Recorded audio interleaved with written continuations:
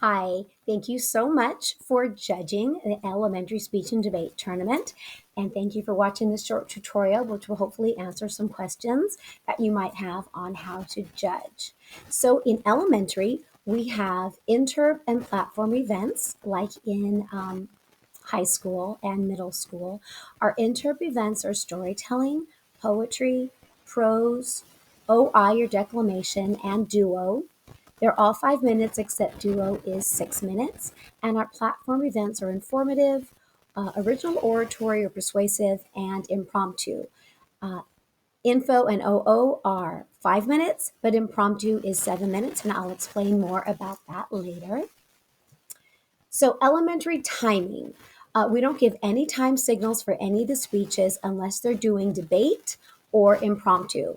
All the events have a 30-second grace period for going over time, so don't grade them down if they are still within that 30-second grace period. Just mark on the ballot that they went over because they will mark them down in the tab room, and you don't want them to be marked down twice.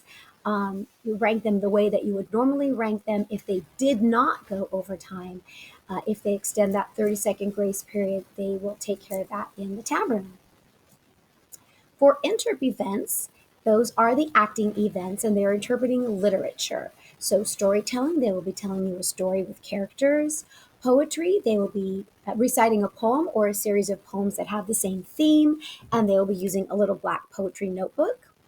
In prose, it's a story with more narrative than a regular storytelling, and they also use a black notebook.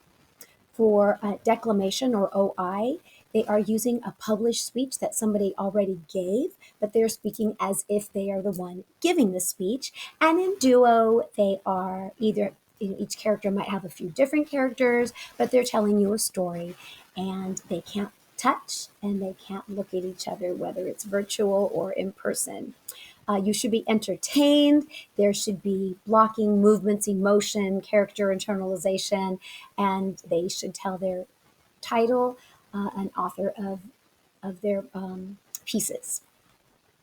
For our platform events, there's informative, and they are teaching you about a topic. It's an original speech, and they are able to use visual aids, boards, or posters. For O or persuasive, they're giving you an opinion about a topic in society, and it's also an original speech. And then for impromptu, they are just given a topic and they have time to prep their speech and then deliver their speech all within 7 minutes. And again, we'll talk a little bit more about that in a minute. For all of these speeches, you want to look for eye contact, volume, a good pace, a speech that's well written and well delivered. Okay, so for impromptu, they're given 3 topics and they get to choose one of those topics. Once they choose their topic, they have 7 minutes bank and they can use it any way they want to use it. Usually they prep for about 2 minutes, speak for 5, but they can use their time however they like. They can prep for 6 minutes and speak for 1 minute, whatever they choose to do. Their coaches, gotten them ready, and you just give them the time signals and let them know, and they'll know what they're doing.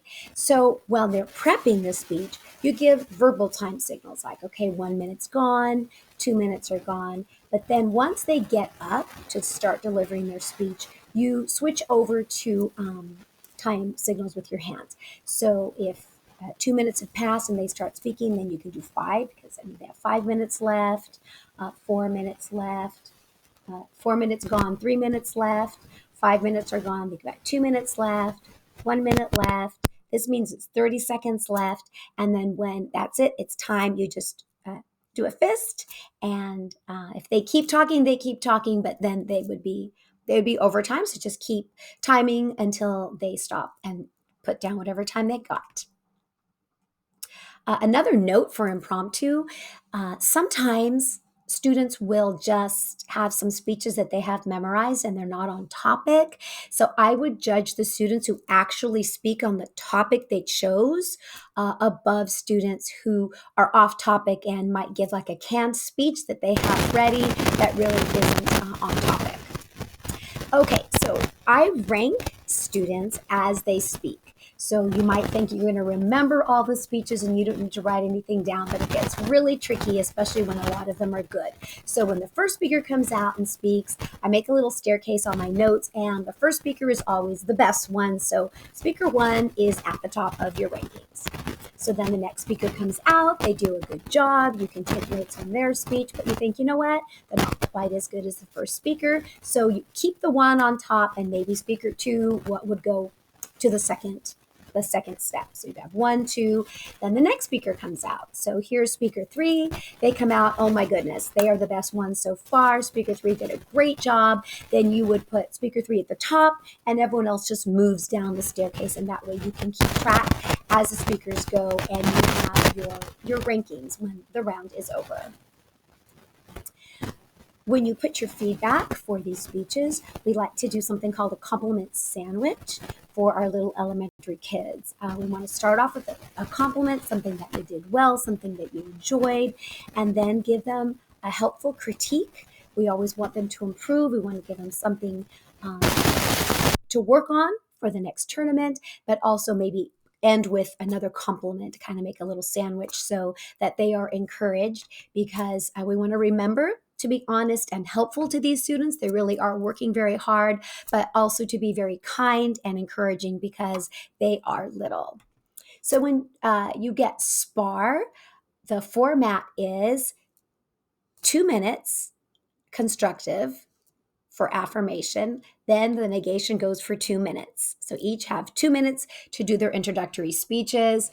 Then it's 4 minutes of cross-X. They take turns asking each other questions. Competitors in the room may raise their hand, and they can also ask a question to the two that are talking. After those 4 minutes are done, affirmation speaks their rebuttal speech for 2 minutes. Negation goes for 2 minutes, and that's it. It's a short debate. They do have 3 choices. You can flip a coin, and the first one gets to knock off one of the topics. The next student gets to knock off another topic, and they will spar on whatever topic is left. You will have a room full of students. It's not just 2 students going against each other. One wins, one loses. You might have 6 kids in your round, so you'll pair them up. Speaker 1 and speaker 2 go against each other, speaker 3 and 4, and speaker 5 and 6. And then you'll rank them as if it is an IE round, and you'll just rank them: 1, the best debater in the room; 2, the second best debater in the room, all the way down 1 through 6, and you'll turn in your rankings that way. If you are doing a virtual tournament, you will receive an email. You click on the email, and then you'll see something that looks like this, and you'll see who your competitors are. You'll see their numbers, and then you click on video room, and you will just enter that room. You'll see your name at the top as a judge. If it is a final round, there will be 3 judges. If it's a prelim, it'll probably be just you judging, and then when you click on video room, you will enter another screen. It'll say ballot accepted. It will say video room. It'll show your event. It'll show what pattern, what round, and you go to your e-ballot. You will click here. Once you do that, you'll also enter this is the video room. It's an 8x8 platform. And you will see all of the names here on the right, all the people who are in that video room. You'll see their names, and the settings are right here in the bottom right-hand corner. In the center is mute, leave, and video off and on. If you are judging, please leave your video on unless there's some sort of a weird techie thing going on where everyone needs to turn off their screens. It's helpful for the students to get feedback and see your face. And on the left is the chat, and where the kids can raise their hand. You can use the chat in impromptu to give the 3 topics. You'll cut and paste from your ballot, and you send the impromptu topics through the chat, and then the student can look and decide what impromptu topics they want to do. Also, if you are doing SPAR debate, you can put the 3 choices that the 2 debaters have in the chat, and they can take turns crossing off topics and then choose their topic that way. And again, that's an 8x8 platform. Students can leave 8x8 and join 8x8 without needing to request anything. And so if they're double entered in an IE, you might see kids go in and out, and you don't have to let them in like you would for a Zoom call. Some reminders. Please take this seriously. If you are judging a virtual tournament, please always check your email. There are help rooms that I'll send you, and you can go to the help room if you have any questions, any problems, any issues. Make sure that if they say that you are on standby, just go ahead and go into the virtual room where the judges go. And again, I'll send that to you. And make sure that you're not on call anymore and all of the ballots have been given out before you go do anything else for a little while. Check your email 10 minutes before each round begins, and you should be getting your ballot. Give the students all your attention. Don't play on your phone or do anything else. Make sure they see your eye contact. Make sure that you are watching them carefully. Judge and rank carefully. That matters a lot to the kids. Turn your ballots in on time so that the tournament can continue on time. And please don't disappear on me. The judge fees are very high if I lose a judge. And make sure that you do write comments on the ballot, because we are fined for that also. Thank you so much for judging elementary tournament. Appreciate it and hope that you have a great time.